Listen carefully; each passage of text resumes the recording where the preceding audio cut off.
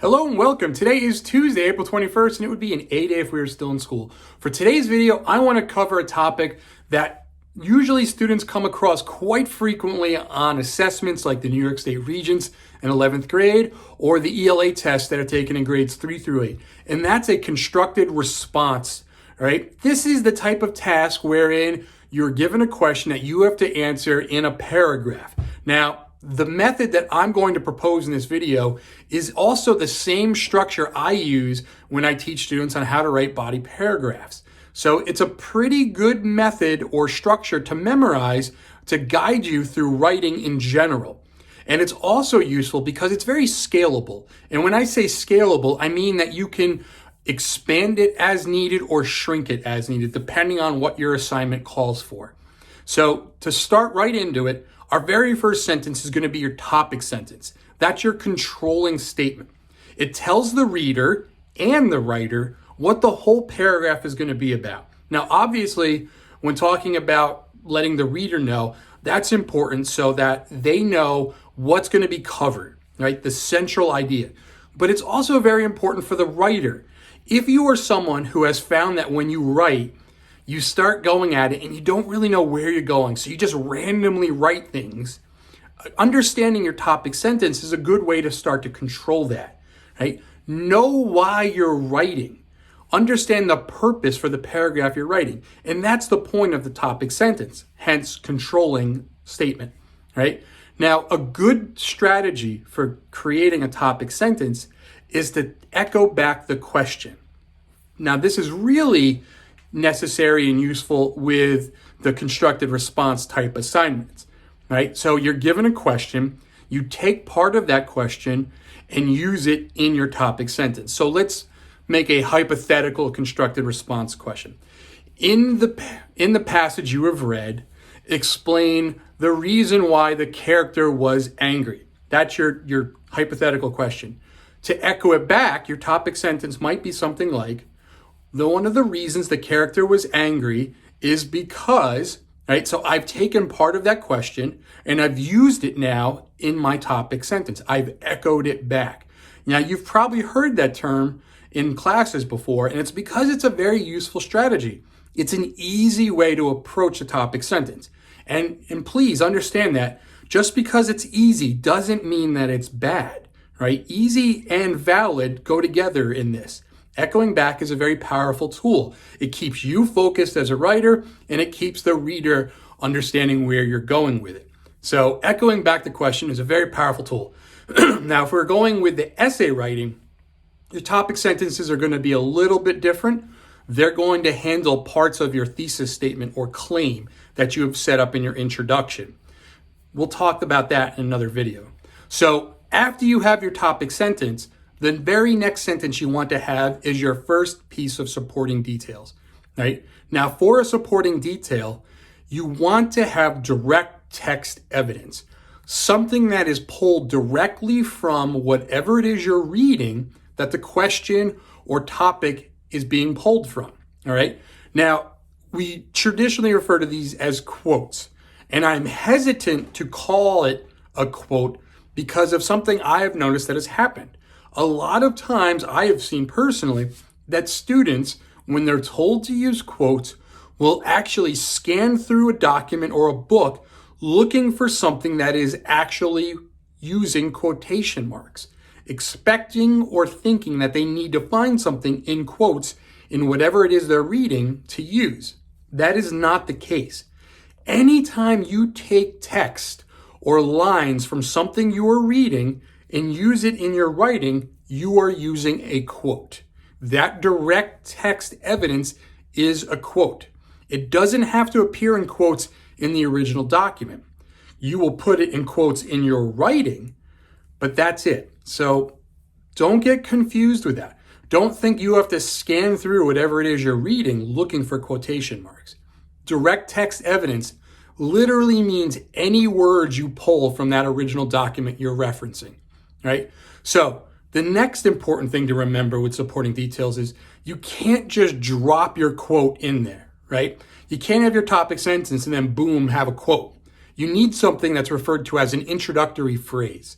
This is just a short little phrase that'll go before the quote or text evidence that introduces it, right? Typically, these are little things like on page, whatever, it states, then you'd have a comma, and then you'd insert your text evidence. Or the author says, comma, and then your text evidence. The character states blank, and then you go through it. Those couple of words that introduce your text evidence are incredibly important. And together, that introductory phrase and the text evidence becomes one sentence, okay? That's all together. You need that. That's your whole supporting detail. So now we have 2 sentences in our constructed response. Our third sentence is going to be where we explain the supporting detail. And this is also incredibly important. Explaining a supporting detail is not the same as paraphrasing. And I think too frequently, students paraphrase a supporting detail instead of explaining it. What's the difference? Well, when you paraphrase something, you put it in your own words, right? You just reword it. That is not what you need to do. What you need to do is explain the significance of the supporting detail and how it relates to your topic sentence or your overarching claim if this were an essay, right? You want to say why it's significant, right? And again, this is something that if we're scaling this to higher level writing, you don't want to say this is important because, or this supports my claim because. We want to start to wean off of those tactics as we become more sophisticated writers. Our explanation should make it relevant and obvious why it supports it, right? So we don't need those little phrases, right? But you want to explain the detail in such a way that it's easily understood. So if you've ever written something like this and maybe a teacher has put a little comment in that says develop the idea further or something, that's probably what's happened. You haven't really explained the detail. So think about how your supporting detail relates to your topic sentence. Now, we need another sentence to bridge our gap to the next supporting detail. And this is a transition sentence, right? So we have topic sentence, supporting detail, explain the detail. Now we have to transition to our next supporting detail. Transitions can be initially difficult for students when they first start writing like this, but after you understand the purpose of a transition, I find that they become a lot more simple to understand. A transition is literally just a sentence that links one detail to the next. It lets the reader know basically, but wait, there's more. So it can be a sentence along the lines of, this isn't the only time the character has done this, or this is not the only way we see the character's actions.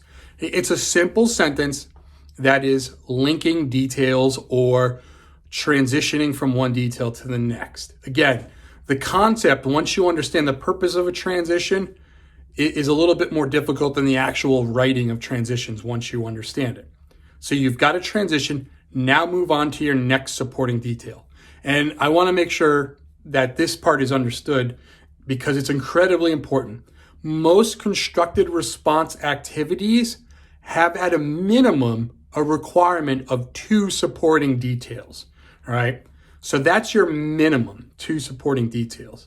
So we get to our next supporting detail. Same process as before, a direct text evidence. You need the introductory phrase, right? And then you go through with that, make sure it's in quotes and everything. After that supporting detail, you still need to explain the significance of it, okay? You want to make sure that you're, again, tying it back to that topic sentence or your overarching claim. And then we usually have, if you're done with your supporting details, a basic concluding statement, a sentence that wraps it up, sums everything up, or if you're moving on to a third supporting detail, another transition. And again, this is where I talked about with scalability. You can just keep following that format of supporting detail, explanation, transition as needed. That's where you can really build onto this. And if this was a body paragraph, after I was done with my last supporting detail, I would explain the detail, and then I would have one final transition. And that last transition in the body paragraph would actually transition us to the next body paragraph. It would let the reader know that we're going to be switching to something else in the next body paragraph. And that's the basic format. And, I'm going to have it hopefully right here so that you can see the basic flow of that. Again, you can chop off pieces as needed or add as needed. Hopefully this video is helpful. If it is, let me know. My son has informed me that I have committed the great sin of making videos and not requesting you to like or subscribe, but that's pretty funny. If you have a question or comment, please, leave the comment at the bottom or email me directly. If you want me to cover something in the future, please reach out to me and I will do my best to cover it. Until next time, I hope everybody is well. And in case anyone was wondering, my bread came out amazing from yesterday. Till next time, be good.